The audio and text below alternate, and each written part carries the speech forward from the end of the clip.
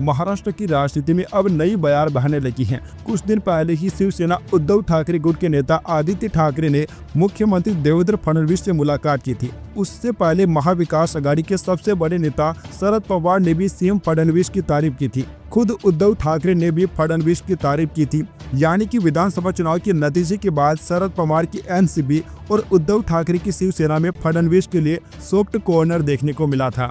अब इन तारीफों का खुद देवेंद्र फडणवीस ने जवाब भी दे दिया है। दरअसल मुख्यमंत्री के पद से हटने और उसके बाद मंत्रिमंडल में फेरबदल को देखते हुए एकनाथ शिंदे की महायुति सरकार में नाखुश होने की चर्चा है।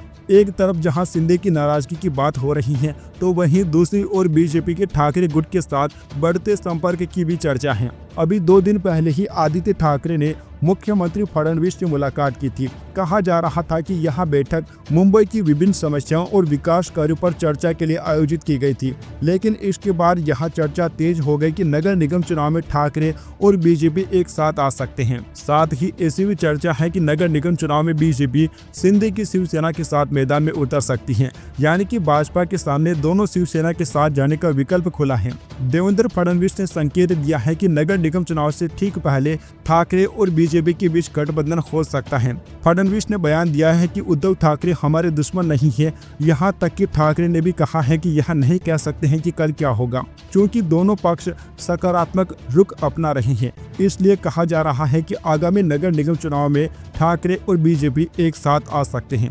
मुख्यमंत्री देवेंद्र फडणवीस हाल ही में नागपुर में एक कार्यक्रम में शामिल हुए। इस कार्यक्रम में फडणवीस का इंटरव्यू भी था। इस इंटरव्यू में फडणवीस ने राज ठाकरे या उद्धव ठाकरे को लेकर पूछे गए सवाल पर सांकेतिक प्रतिक्रिया दी। उद्धव ठाकरे पहले हमारे मित्र थे, अब राज ठाकरे हमारे मित्र हैं। लेकिन फडणवीस ने बयान दिया है कि उद्धव ठाकरे हमारे दुश्मन नहीं हैं। बताया जाता है कि फडणवीस ने नगर निगम चुनाव से पहले नए गठबंधन का संकेत दिया है। दरअसल विधानसभा चुनाव में उद्धव ठाकरे ने आक्रामक रुख अपना लिया था। उन्होंने फडणवीस को चुनौती देते हुए कहा, या तो आप रहे या मैं रहूं।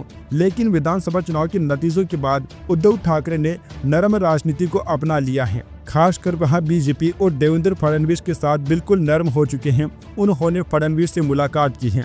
उन्होंने फूलों का गुलदस्ता देकर उनका सम्मान किया। इसके बाद पिछले कुछ दिनों में उद्धव ठाकरे के बेटे आदित्य ठाकरे 3 बार फडणवीस से मुलाकात कर चुके हैं। साथ ही हाल ही में शिवसेना के मुखपत्र सामना ने भी फडणवीस की तारीफ की थी। इन सभी घटनाक्रमों को देखते हुए अब चर्चा है कि आगामी चुनाव में राज्य में नया समीकरण देखने को मिल सकता है। दोस्तों, आपको बताना चाहेंगे कि पिछले कुछ समय में महाराष्ट्र की राजनीति ऐसी हो गई है जिसकी कोई कल्पना भी नहीं कर सकता है। कभी भी कुछ भी हो जाता है। किसी ने नहीं सोचा था कि शिवसेना के 2 टुकड़े हो जाएंगे। कभी किसी ने नहीं सोचा था कि शिवसेना कांग्रेस पार्टी के साथ भी गठबंधन कर सकती है। कभी नहीं सोचा था कि शरद पवार जिससे चाणक्य राजनीति के जो कहा जाते हैं, उनकी पार्टी के भी 2 टुकड़े हो सकते हैं। और अब तो दोस्तों ये खबरें भी सामने आने लगी हैं कि अजित पवार और शरद पवार भी एक बार फिर से एक हो सकते हैं। कांग्रेस पार्टी अब महाविकास आघाड़ी में अकेली पार्टी ही रह जाने वाली है। जो इंडिया गठबंधन कुछ दिनों पहले बना था, लोकसभा चुनाव में जिसने शानदार प्रदर्शन किया था, वह अब टूटकर बिखर चुका है। सभी नेता अब अलग अलग बयान देने लगे हैं। वैसे दोस्तों, आपको क्या लगता है, उद्धव ठाकरे कब तक कांग्रेस के साथ रहेंगे? क्योंकि दोस्तों अब तो जो संजय राउत पहले बीजेपी के खिलाफ सबसे आक्रामक थे, उन्होंने भी अपना रुख बिल्कुल नरम कर लिया है।